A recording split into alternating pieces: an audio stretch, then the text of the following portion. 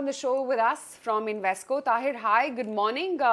Just wanted to understand, Taher, how is it that you're reading into the big earnings this morning that we're reacting to, starting off from Reliance, ICICI Bank, Infi, and even Kotak? Well, on a day when you get four heavyweight results, you typically, it's a very low probability that you will probably get all four right. But nonetheless, I think at an aggregate level, I think they've done reasonably well under the circumstances, and I think therefore it's somewhat of a mixed bag. I mean, we got some parts of the result not being very exciting in a couple of them, and a couple of results, are doing exceedingly well on all parameters. So I think it's reasonably decent, not necessarily wanting on at a very big level. But I think what is probably more important is still the macro, and I think that's something which is still unfolding in front of us, particularly as far as the global markets are concerned. When Taher, we just talk about the sort of FII outflow that you have seen.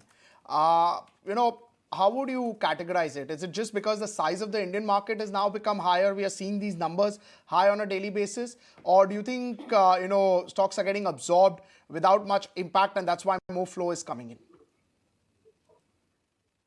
Well, I think yes, the numbers are for a 6-month duration. I think having lost something like $38 billion is not a small amount, even though the size of the economy, etc., has grown.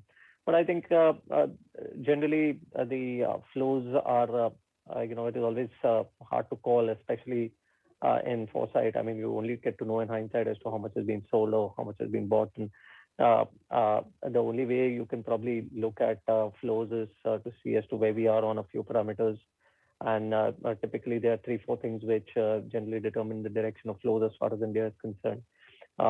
One being clearly what is the kind of growth outlook that India has vis-a-vis the overall global context.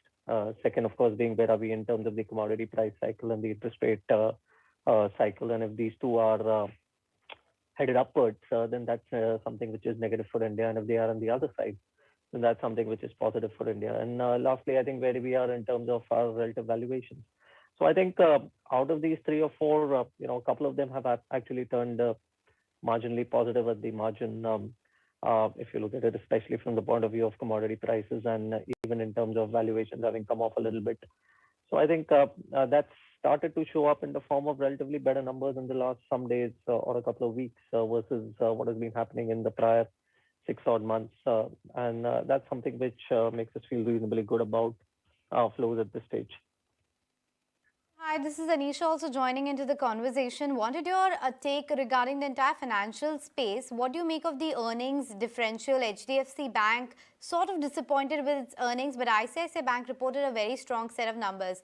Do you expect from here on that ICICI Bank will continue to take the leadership position? Well, I think it looks like, although both have done reasonably well as far as the top line numbers are concerned, and there will be approaches which are different in a particular quarter within a certain bank versus the other, whether it is in the form of the loan mix or whether it is in the form of investments and investment treasuries and treasury outcomes. So I think that can call a little bit of differences at the margin level. But otherwise, I think broadly the direction that we are expecting out of the banking sector is correct. I mean, we have been kind of looking forward to growth returning at the top line, because in the last 2-3 years, banking profitability has largely been driven by reduction in provisions and lower credit costs. But it's nice to see that finally that is turning around, and top line is now starting to contribute meaningfully across, whether it is all the private sector banks that we've seen up until now.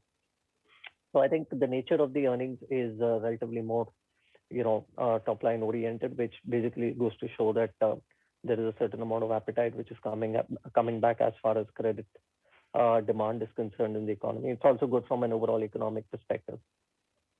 Right. Taher, just wanted to understand, after Infi's earnings now, does the pecking order within IT change for you at all? And perhaps even, do you get more skewed towards mid-cap IT versus large-cap IT?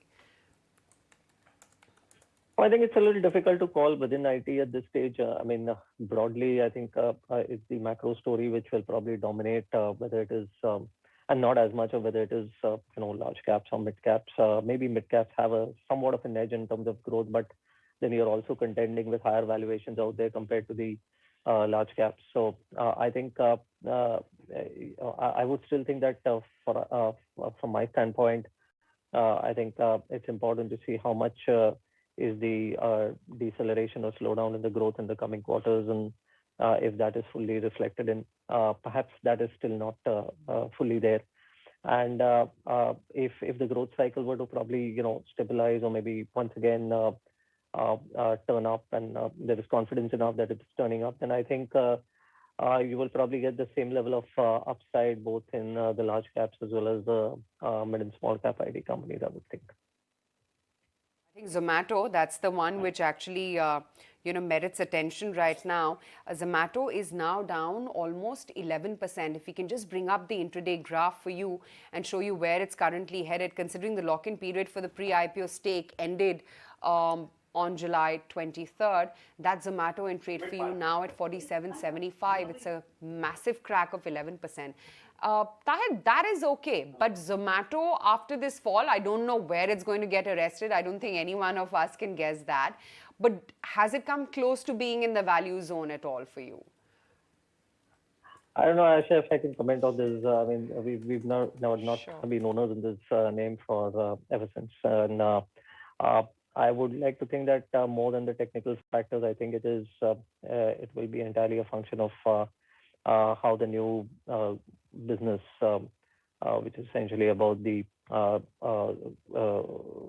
grocery business, how does that shape up over a period of time, and how does the company deal with that? I think that's at a very broad level what I would think will be the value driver in this company. But I would like to think that some of these entities over a period of time, I mean, they are at some level, they do enjoy certain characteristics of leadership, and over a period of time, they may have a better ability than most others in order to be able to develop significant strengths, ride on the significant strengths that they have in one part of the business and probably use that to develop the other.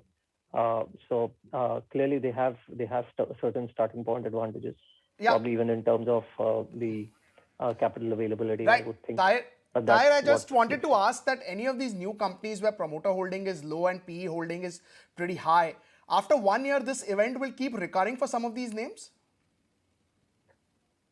It's possible. I mean, not all of the companies have the same equity configuration. I would think from the top of my mind. So maybe the impact could be different, and it all depends on what is the business outlook or what is the overall fundamental outlook on these companies at that point in time when that lock-in expires. Great to have you on the show this morning. Thank you as always for stopping by and chatting with us. My Let's pleasure. just Thank you very much. revisit